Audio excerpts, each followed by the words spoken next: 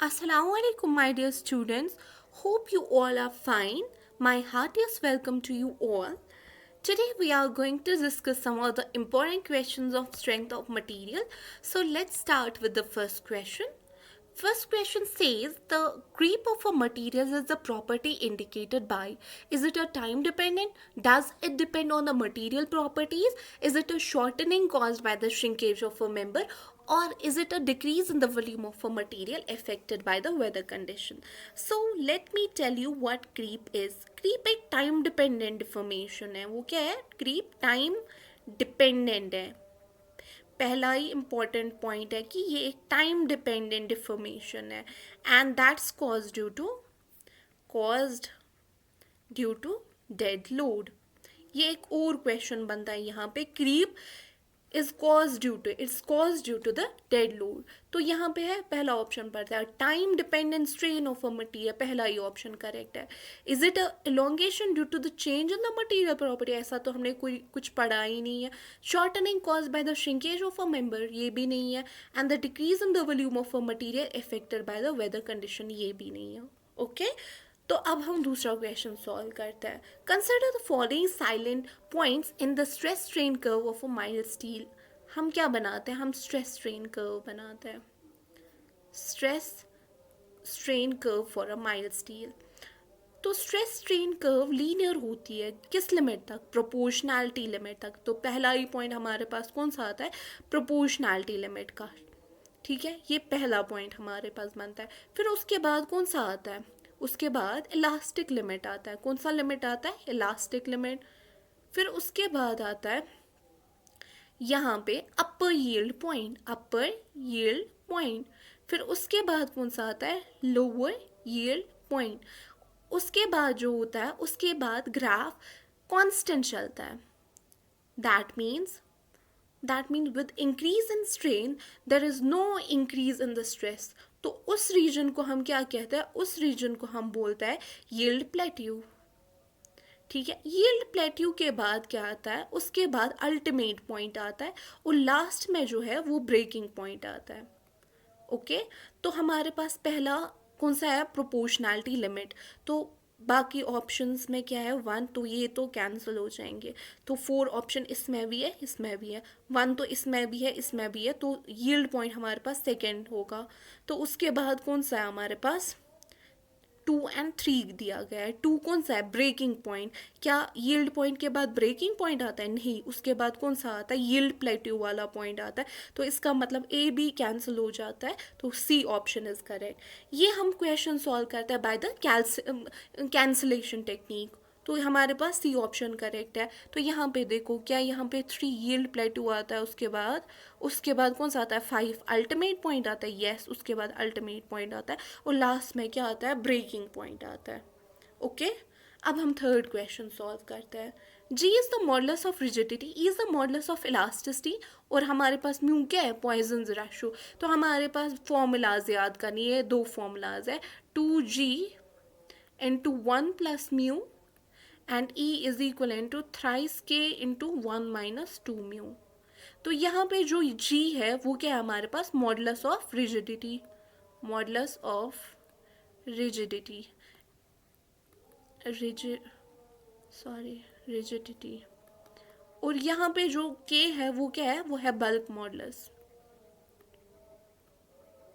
या हम उसको क्या कहते हैं? Share modulus. तो यहाँ पे हम देखते हैं जी को लिखेंगे हम क्या? E divided by 2 into 1 plus mu. तो यहाँ पे कौन सा ऑप्शन आ जाएगा? Correct, C option. तो हम अब फोर्थ क्वेश्चन सॉल्व करते हैं. Neglecting self weight which of the following beams will have a point of contraflexure.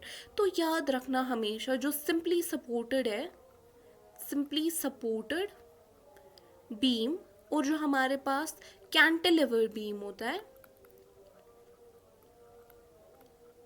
इनमें क्या होता है? इनमें पॉइंट ऑफ कॉन्ट्राफ्लेक्चर नहीं होता है. अब ये पॉइंट ऑफ कॉन्ट्राफ्लेक्चर क्या होता है?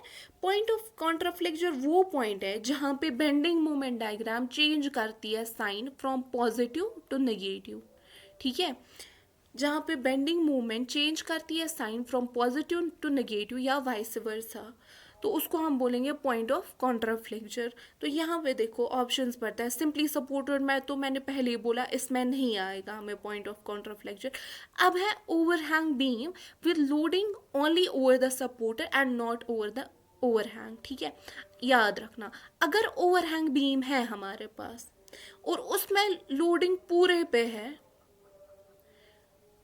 तब क्या होता है, तब पॉइंट ऑफ कॉन्ट्राफ्लेक्चर नहीं बनता है। ठीक है, अगर आप बोलेगा ओवरहैंग पे है हमारे पास लोडिंग, तो वहां पे क्या पॉइंट ऑफ कॉन्ट्राफ्लेक्चर बनता है, कब, जब ओवरहैंग पे लोडिंग हो। लेकिन यहाँ पे बोल रहा है कि ओवरहैंग में कोई भी लोडिंग नहीं है, नॉट ऑन द ओवरहैंग, तो इसमें भी पॉइंट ऑफ कॉन्ट्राफ्लेक्चर नहीं बनेगा। फिर है हमारे पास fix beam subjected to the concentrated load, इसमें हमें क्या बनेगा। और फिर है हमारे पास cantilever beam subjected to, cantilever में मैंने पहले ही बोला कि सिंपली सपोर्टेड और कैंटिलीवर में नहीं बनता है पॉइंट ऑफ कॉन्ट्राफ्लेक्चर, तो इसका ऑप्शन सी करेक्ट होगा। Fix beam that is subjected to a concentrated load. तो अब हम फिफ्थ क्वेश्चन देखते हैं क्या बोल रहा है। A cantilever A B is loaded as shown in the figure. तो यहाँ पे ये एक कैंटिलीवर है, इसमें लोडिंग लग रही है 2 किलो न्यूटन पर metre, that is uniformly distributed load लग रहा है over the span C B. What is the shape of bending moment diagram for a portion A C. तो इस पोर्शन में क्या बनेगी बेंडिंग मोमेंट डायग्राम की शेप। ठीक है, देखो यहाँ पे लोड लग रहा है 2 किलो न्यूटन। अगर हम इसको सिंप्लीफाई करेंगे ना, हम क्या 2 इंटू 1 क्या होता है 2, ये एट अ डिस्टेंस बीच में लगेगा ना 0.5 लगेगा, 0.5 मीटर फ्रॉम बी। अब अगर हम देखेंगे, ये बोल रहा है ए सी में शेयर फोर्स क्या लगेगा, शेयर फोर्स तो कांस्टेंट लगेगा वहाँ पे, वो क्या लगेगा 2 किलो न्यूटन। उसके बाद अगर हम देखेंगे बेंडिंग मोमेंट, तो ये कांस्टेंट आया, कांस्टेंट का मतलब क्या है 0 डिग्री बन गया, वो 0 डिग्री कर्व। शेयर फोर्स हमारे पास बना 0 डिग्री, उसका मतलब बेंडिंग मोमेंट 1 डिग्री हायर बनता है शेयर फोर्स से, वो क्या बनेगा 1 डिग्री कर्व। तो इसका क्या आएगा लीनियर आएगा। यहाँ पे तो कांस्टेंट शेयर फोर्स डायग्राम है, बट बेंडिंग मोमेंट डायग्राम क्या बनती है लीनियर। फिर बेंडिंग मोमेंट बोल रहा है मैक्सिमम बेंडिंग मोमेंट एट सी। यहाँ पे बेंडिंग मोमेंट मैक्सिमम बनेगा नहीं, यहाँ पे मैक्सिमम बेंडिंग मोमेंट नहीं बनेगा, बट बेंडिंग मोमेंट ए पे बनेगा maximum, so C option is correct. ठीक है, अब हम देखेंगे 6th क्वेश्चन।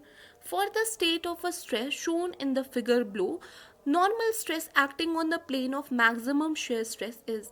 याद रखना हमारे पास दो, एक तो हमारे पास प्रिंसिपल प्लेन होता है, वहाँ पे क्या होता है, वहाँ पे हमारे पास मैक्सिमम नॉर्मल स्ट्रेस आता है, और जो हमारे पास वहाँ पे क्या शेयर स्ट्रेस जो होता है ना वो 0 के बराबर होता है। शेयर स्ट्रेस हमारे पास किसके बराबर होता है 0 के बराबर। अब हम देखेंगे plane of a maximum, wait a second, plane of a maximum shear stress. तो इस पे क्या होता है, यहाँ पे जो नॉर्मल स्ट्रेस जो होता है, वो नॉर्मल स्ट्रेस किसके बराबर होता है, वो बराबर होता है sigma 1 plus sigma 2 divided by 2। अगर हम देखेंगे अब शेयर स्ट्रेस क्या होता है, शेयर स्ट्रेस वो किसके बराबर होता है sigma 1 minus sigma 2 whole divided by 2। तो यहाँ पे हम देखेंगे अब 50 क्या लग रहा है, 50 लग रहा है हमारे पास कंप्रेसिव, और 100 क्या लग रहा है हमारे पास, 100 हमारे पास टेंसाइल लग रहा है। ठीक है, हम क्या करेंगे इसमें, हमें बोल रहा है ये नॉर्मल निकालने के लिए, नॉर्मल स्ट्रेस निकालने के लिए on a maximum shear stress, उसकी फॉर्मूला मैंने बता दी, वो किसके बराबर होती है sigma 1 plus sigma 2 divided by 2। Sigma 1 क्या दिया गया है 50, माइनस क्या करेंगे हम 100 डिवाइडेड बाई 2, वो किसके बराबर आता है, वो आता है -50/2 -25। तो हमने लिया था 50 को, क्या हमने लिया था कंप्रेसिव लिया था, 50 को हमने लिया था कंप्रेसिव, तो इसका मतलब 50 को हमने कंप्रेसिव लिया, सॉरी यहाँ पे अगर हम साइन लेंगे ना, हम टेंसाइल को पॉजिटिव लेंगे और कंप्रेसिव को नेगेटिव लेंगे, तो ये +25 आएगा, तो ये क्या है टेंसाइल आएगा 25 MPa। अब हम देखेंगे a simply supported beam of a span length L and flexural rigidity E I carries a unit point load at the centre. हमारे पास एक सिंपली सपोर्टेड बीम है, ठीक है, ये ए ये बी. तो यहाँ पे एक पॉइंट लोड लग रहा है, पॉइंट लोड लग रहा है ना हमारे पास, तो उसका वैल्यू क्या है 1 यूनिट पॉइंट लोड बोल रहा है at the centre. The strain energy in the beam due to the bending is. अब हमें स्ट्रेन एनर्जी निकालनी है. स्ट्रेन एनर्जी की फॉर्मूला याद रखना, वो किसके बराबर होती है 1/2 ऑफ पी इंटू डेल्टा, जहाँ पे पी लोड है और डेल्टा क्या है हमारे पास डिफ्लेक्शन है. अगर हमारे पास लोड यहाँ पे दिया है 1/2 ऑफ पी, लोड क्या दिया है 1, अगर हमारे पास डेल्टा निकलेगा तो क्वेश्चन ही ख़त्म हो जाएगा. अगर हम देखेंगे अब डिफ्लेक्शन क्या आएगी यहाँ पर, डिफ्लेक्शन आती है यहाँ पे delta is equal to P L, या हम लिखेंगे हाँ sorry P L cube divided by 48 E I. और पी क्या है यहाँ पे लोड, तो वो किसके बराबर है 1 के बराबर, तो हम लिख सकते हैं इसको L cube divided by 48 E I. Yes.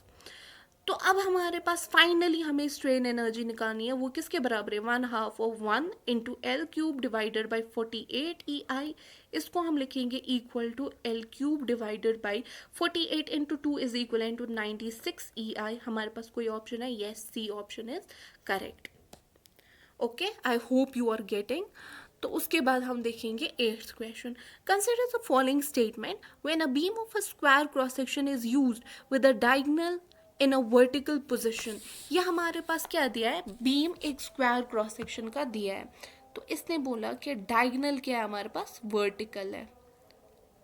अब क्या बोल रहा है ये, the shear stress distribution across the section of the beam will be maximum at the neutral axis. पहले हम डायग्राम बनाएंगे फिर हम डिसाइड करेंगे सब कुछ. इसमें डायग्राम याद रखना बी के शेप में बनता है. किस शेप में बनता है, बी के शेप में. और यहाँ पे h/4 from the neutral axis, h/4 from the neutral axis, ये टाउ मैक्स आता है. टाउ मैक्स किसके बराबर यहाँ पे आता है 9 डिवाइडेड बाई 8 टाउ एवरेज. तो देखते हैं, आप पढ़ते हैं क्या बोल रहा है क्वेश्चन.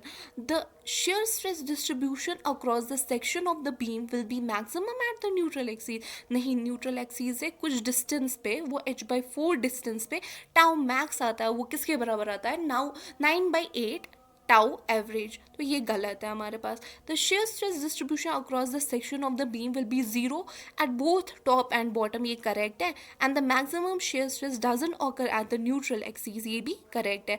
तो 2 and 3 हमारे पास करेक्ट है, सी ऑप्शन इज करेक्ट. अब हम देखते हैं ये वाला question, 9th question. The maximum shear stress across a circular section is. Circular section में हमारे पास shear stress डायग्राम बनाएंगे हम पहले. ये हमारे पास सर्कल है, इसकी shear stress डायग्राम कैसी होती है पैराबोलिक. और जो न्यूट्रल एक्सीज है वहाँ पे टाउ क्या होता है maximum, and that is equal to 4 divided by 3 tau average. तो यहाँ पे पहला ही ऑप्शन हमारे पास करेक्ट है. मैक्सिमम शेयर स्ट्रेस एक तो न्यूट्रल एक्सीज पे आता है, और दूसरा वो किसके बराबर होता है 4/3 ऑफ टाउ एवरेज. अब हम देखते हैं 10th क्वेश्चन. 10th क्वेश्चन हमें बोल रहा है the failure surface of a standard cast iron torsion specimen subjected to torque is along. तो वो किसके अलोंग होगा 45 डिग्री के अलोंग होगा. पहले ही मैं दिखाती हूँ. कास्ट आयरन जो हमारे पास है ना, cast iron, that is a brittle material. Okay, that is a brittle material. अगर हम देखेंगे, आप ब्रिक है ना, ब्रिक वो भी क्या है ब्रिटल. अगर हम उसमें टेंशन लगाएंगे तो उसका फेलियर 90 डिग्री पे होगा. अगर आप कंप्रेशन लगाएंगे ब्रिक पे, वहाँ पे कौन सा फेलियर होगा, कंप्रेशन फेलियर होगा. ठीक है, कंप्रेशन फेलियर होगा. और अगर हम अब टॉर्शन लगाएंगे, उसमें ब्रिक पे टॉर्शन लगाएंगे, वो किस एंगल पे ब्रेक होगा, वो 45 डिग्री पे होगा ब्रेक. तो वहाँ पे फेलियर कहाँ पे आता है, the surface helicoidal at 45 degree to the axes of the specimen. I hope ये क्वेश्चन क्लियर हुआ होगा आप लोगों को. अब देखते हैं हम 11th क्वेश्चन. 11th क्वेश्चन बहुत ही ज़्यादा इजी है. इसमें ये क्या बोल रहा है, a circular shaft rotates at 200 RPM. लिख लो एंड गिवन डेटा. वो किसके बराबर, n is equal to 200 RPM। अब बोल रहा है टॉर्क, टॉर्क कितना लग रहा है 1500 न्यूटन मीटर।